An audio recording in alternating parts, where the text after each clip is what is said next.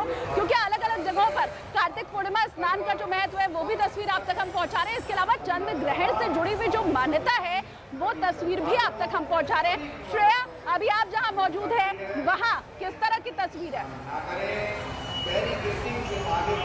देखिए, इस वक्त हम दादर के हनुमान मंदिर में हैं और साफ तौर पर देखिए आज साल का आखिरी चंद्र ग्रहण है और ऐसे में जो मंदिर है उसको आप देख सकते हैं, जो भगवान की मूर्ति है उसे किस तरीके से ढक दिया गया है ताकि कोई भी श्रद्धालु जो है वो भगवान के चरण स्पर्श ना कर पाए। और साफ तौर पर यहाँ पर एक बड़े बोर्ड में जो है सारी जानकारी यहाँ पर दी गई है कि ग्रहण जो है वो किस वक्त से किस वक्त है। तो साफ तौर पर 6:30 बजे तक इसी तरीके से मंदिर को जो है पर्दे इसी तरीके से बंद रखे जाएंगे ताकि कोई भी श्रद्धालु जो है वो यहाँ पर आकर दर्शन ना कर पाए। और साफ तौर पर जो है वो दान पेटी में भी जो है वो दान डालने को जो है वो यहाँ पर साफ तौर पर मना किया गया है क्योंकि ग्रहण का वक्त है। तो ऐसे में मुंबई के कई सारे मंदिरों में इसी तरीके की तस्वीरें जो हैं वो देखने मिल रही है। मंदिरों के जो कपाट है वो बंद कर दिए हैं या फिर मंदिर पे जो मूर्ति है उसे किसी न किसी तरीके से, चाहे वो साड़ी है चाहे वो पर्दा हो, उसे इसी तरीके से ढक दिया गया है ताकि कोई भी श्रद्धालु जो है वो यहाँ पर आकर भगवान के चरण स्पर्श या उनके दर्शन जो है वो ना कर पाए। और यहाँ पर बाकायदा एक पूरा बोर्ड लगा है जिसमें चंद्र ग्रहण की सारी जानकारी जो है वो दी गई है। देखिए 9 घंटे तक जो है वो सूतक लगा होता है, ऐसे में मंदिर के कपाट इसी तरीके से जो है वो बंद रहेंगे।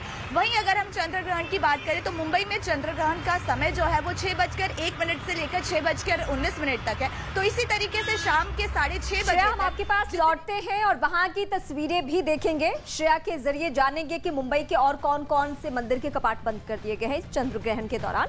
तो ग्रहण के दौरान सूतक का अहम महत्व होता है, इसे अहम माना जाता है। लोग ग्रहण से कुछ घंटे पहले कुछ नियमों का भी पालन करते हैं और साथ ही ग्रहण खत्म होने के तुरंत बाद अपना उपवास समाप्त करते हैं। इस दौरान कई नियमों का पालन भी किया जाता है। धार्मिक मान्यताओं के मुताबिक सूतक काल में पूजा पाठ और शुभ कार्य नहीं करना चाहिए। सूतक काल के दौरान कुछ भी खाना और पीना नहीं चाहिए। इतना ही नहीं, गर्भवती महिलाओं को घर के अंदर ही रहना चाहिए। चंद्र ग्रहण के दौरान चांद से निकलने वाली किरणों का गर्भवती महिलाओं पर बुरा असर पड़ता है। ग्रहण के दौरान नुकीली चीजों जैसे चाकू, कैंची जैसी चीजों से आप दूरी बना के रखिए। चंद्र ग्रहण के दौरान चांद को खुली आंखों से ना देखें। इतना ही नहीं, ग्रहण खत्म होने के बाद सबसे पहले स्नान करें और घर की साफ सफाई करके गंगा जल को छिड़कें। तो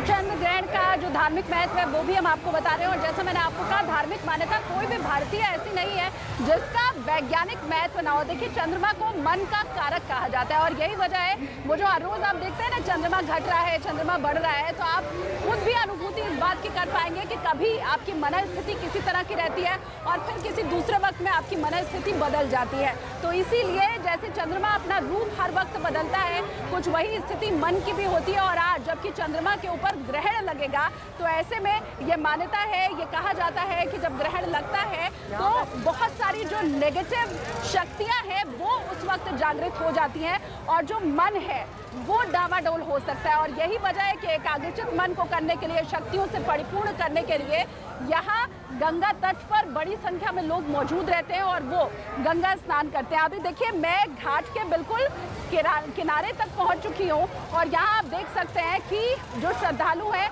वो अब भी स्नान कर रहे हैं। छोटे छोटे बच्चे भी मुझे इसमें दिखाई दे रहे हैं। तो घाट किनारे ऊपर मैंने आपको मंदिर का हाल दिखाया और मंदिर का हाल दिखाते दिखाते अभी यहाँ जबकि घाट किनारे तक मैं पहुँच चुकी हूँ। सपना का मैं रुख कर लेती हूँ जो कि कुरुक्षेत्र में इस वक्त है। सपना, यहाँ अगर मैं बात करूँ बाणगंगा की, अगर मैं बात करूँ तो यहाँ तो चारों तरफ भक्तिमय माहौल है और हर कोई माँ गंगा का दर्शन भर, आज के दिन कहते हैं सपना के दर्शन भर अगर कर लिया, आचमन अगर कर लिया तो आप तर जाते हैं। फिर यहाँ तो भक्त बाकायदा स्नान कर रहे हैं। सपना, आपकी तरफ की स्थिति?